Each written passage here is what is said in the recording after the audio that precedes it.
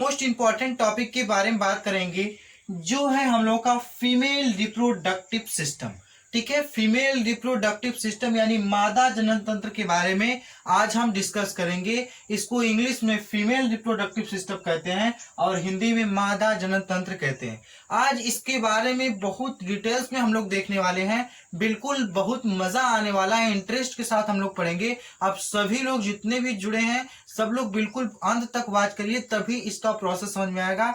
ये एग्जामिनेशन से रिलेटेड यानी ओवर जानकारी के लिए भी और उसके बाद एग्जामिनेशन के लिए भी बहुत इंपॉर्टेंट है। ये सबके लिए मोस्ट इंपॉर्टेंट है, क्योंकि एग्जामिनेशन में हर बार पूछा जाता है और हमें ये नॉर्मल चीजें पता भी होनी चाहिए। हमारे डेली लाइफ यानी हमारी लाइफ के लिए, हमारे जीवन के लिए हमें ये इस चीज के बारे में बिल्कुल जानना आवश्यक है। तो आइए सीधे देर ना करके सीधे टॉपिक पे आते हैं और प्रत्येक टॉपिक को डिटेल्स बाय डिटेल्स डिस्कस करते हैं। तो जो ये फीमेल रिप्रोडक्टिव सिस्टम है, आप लोगों को आशा करते हैं कि स्ट्रक्चर दिखाई दे रहा होगा।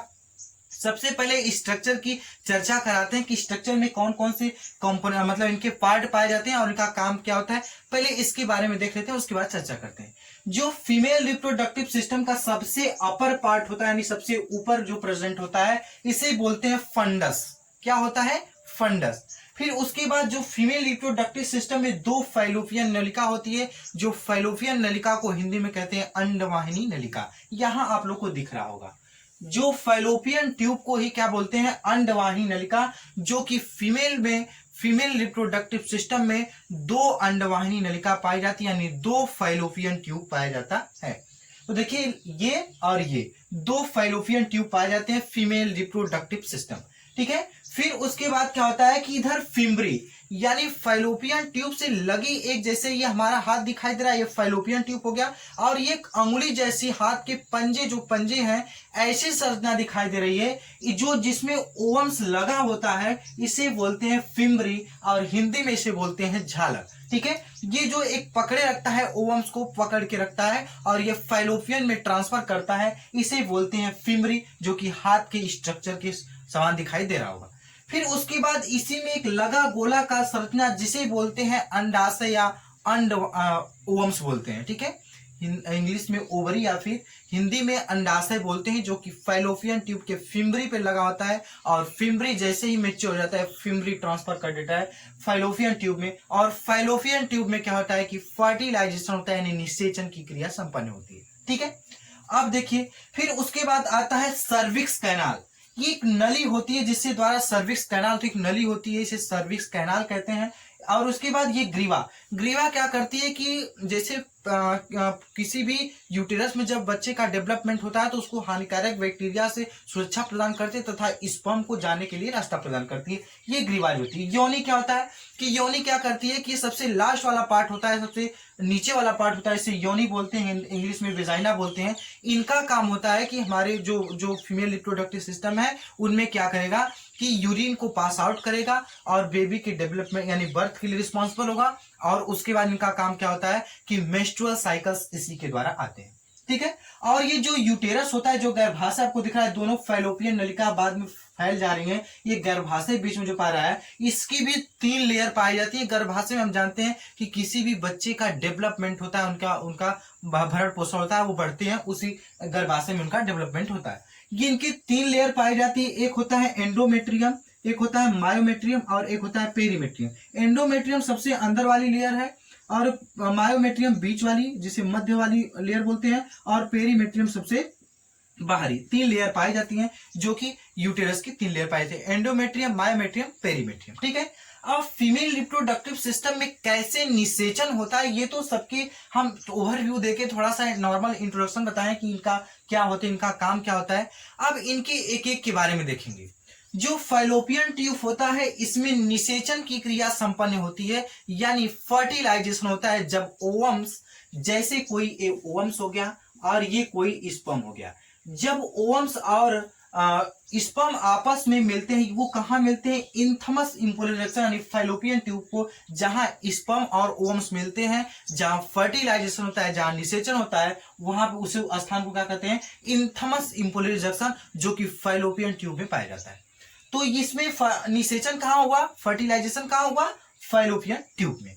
फिर उसके बाद बात करते हैं, इसमें हेयर्स भी पाए जाते हैं जो कि मूवमेंट करने के लिए रिस्पॉन्सिबल होते हैं, ओवम्स को ले जाने के लिए ज्यादा जिम्मेदार होते हैं। फिर फिम्बरी क्या करते हैं, स्ट्रक्चर हाथ के पंजे नुमा संरचना होती है जो कि ओवम्स को पकड़े रखती है, इसे क्या बोलते हैं, फिम्बरी या फिर हिंदी में झालर, ये होते हैं ओवरी। और हम ये भी बता दें कि जो फीमेल में क्या होता है कि जैसे मेल है कोई तो उसमें स्पर्म 12-13 साल के बाद ऑटोमेटिक बनना शुरू हो जाते हैं, वो बनते रहते हैं। लेकिन फीमेल में क्या होता है कि उनके माँ के द्वारा गिफ्ट में ओवम्स दिए जाते हैं, यानी 2-3 लाख ओवम्स यानी अंडाणु दे दिए जाते हैं, और वही मैच्योर होने के बाद, यौना आरंभ प्राप्त होने के बाद महिलाओं को यही मैच्योर होके पर मंथ निकलता रहता है। तो ये चीज होती है। जो अंडाशय होता है, अंडाशय में बहुत सारे ओवम्स होते हैं और एक ओवम्स हर मंथ रिलीज होता रहता है। इसके बाद में भी इसी में बात कर लेंगे, मेंस्ट्रुअल साइकिल तो कवर जाएगा।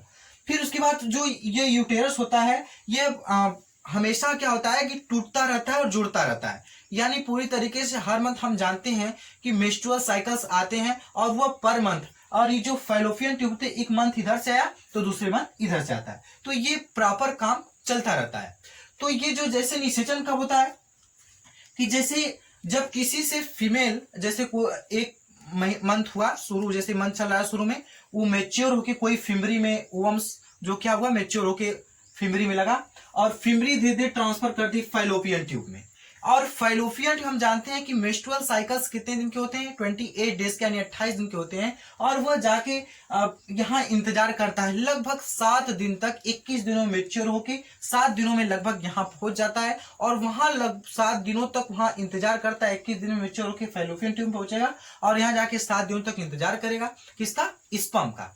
अगर यह फीमेल किसी से सेक्सुअल रिलेशन निभाती हैं या फिर मैथुन की क्रिया संपन्न करती हैं, या फिर किसी भी कंडीशन में अगर इस ओवम को स्पर्म मिल जाता है, तो क्या होता है कि यही ओवम्स धीरे धीरे आके इस यूटेरस में आ जाता है, और यूटेरस में आने के बाद क्या होता है कि पूरी तरीके से इसमें डेवलपमेंट चालू हो जाता है, और उसके बाद जो नया जनरेशन यानी इस टाइप से जब वो दूसरी तरफ से ओवम्स बनने वाला है, वो क्रिया रुक जाती है, क्योंकि तब तक ये फिर से दूसरा ओवम्स फिब्री में लेगा जब तक कि उस बेबी का बर्थ नहीं हो पाएगा। तो ये चीजें होती है। जब अगर किसी कंडीशन में स्पर्म मिल गया तो क्या करते हैं कि वह ट्रांसफर होकर यूटेरस में आके डेवलपमेंट होना, उनका मतलब विकास होने लगता है, भ्रूण के रूप में हो जाते हैं। लेकिन अगर नहीं हो पाता है रिप्रोडक्शन, तो क्या करते हैं, इस वाल्व को तोड़ देते हैं। अभी हम मेंस्ट्रुअल साइकिल के बारे में डिस्कस करते हैं। जैसे निषेचन के लिए हम जानते हैं किसी भी फीमेल को यानी एक बच्चे का डेवलपमेंट या निर्माण करने में कई प्रोसेस से होकर गुजरना पड़ता है।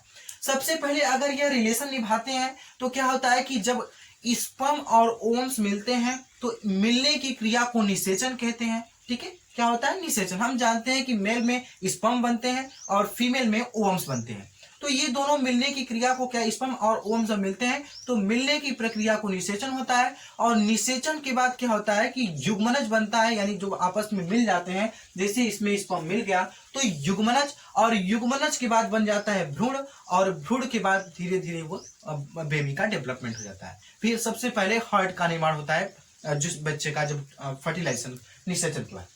अच्छा, तो अब यहाँ ये तो नॉर्मल ओवरव्यू रहा कि इसके बारे में आप जान सकते हैं कि क्या क्या होते हैं, इनका काम क्या होता है।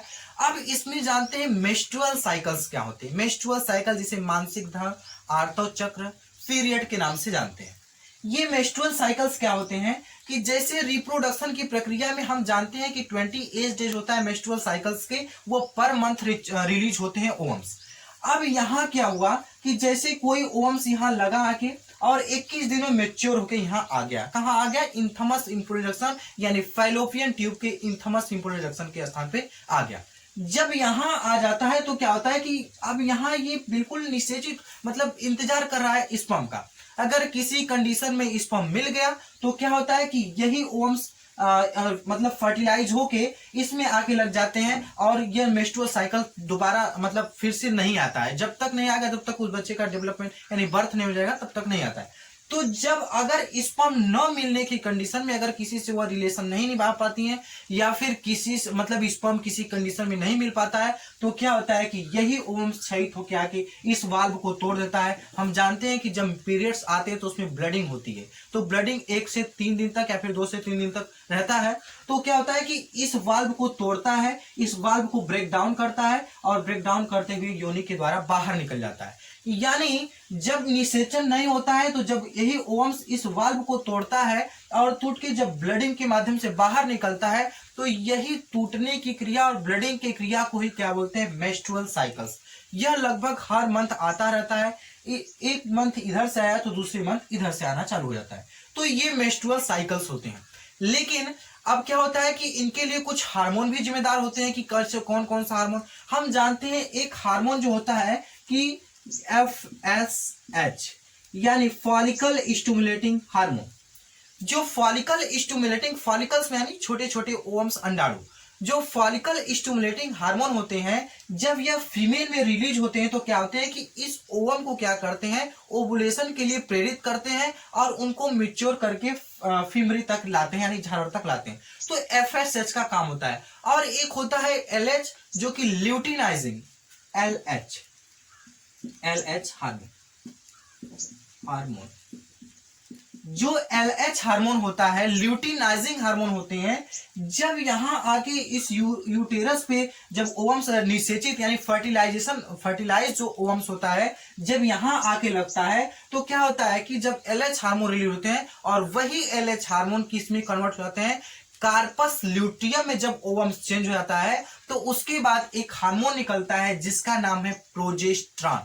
जो प्रोजेस्टेरॉन हार्मोन होता है जब वो रिलीज होने लगता है तब पता चल जाता है कहीं न कहीं प्रेगनेंसी कंसीव हो गई है। और जब प्रोजेस्टेरॉन का सिक्रेशन होने लगता है तो FSH का सिक्रेशन बंद हो जाता है, क्योंकि अब वह नेक्स्ट मेंस्ट्रुअल साइकिल्स नहीं आएंगे, क्योंकि वहां इस यूटेरस में किसी बच्चे का डेवलपमेंट हो रहा है और तब तक मेंस्ट्रुअल साइकिल्स नहीं आएंगे जब तक इस बच्चे का डेवलपमेंट नहीं हो जाएगा, जब तक बर्थ नहीं हो जाएगा।